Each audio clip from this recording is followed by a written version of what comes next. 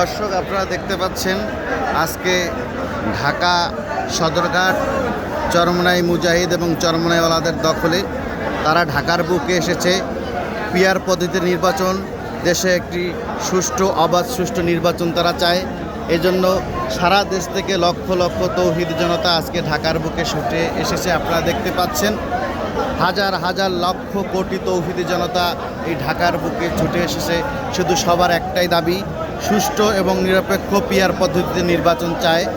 দর্শক, আপনারাও দাবি তুলুন সারা বাংলাদেশ থেকে সুষ্ঠু এবং নিরপেক্ষভাবে পিআর পদ্ধতির জন্য নির্বাচন আমরা পেতে পারি।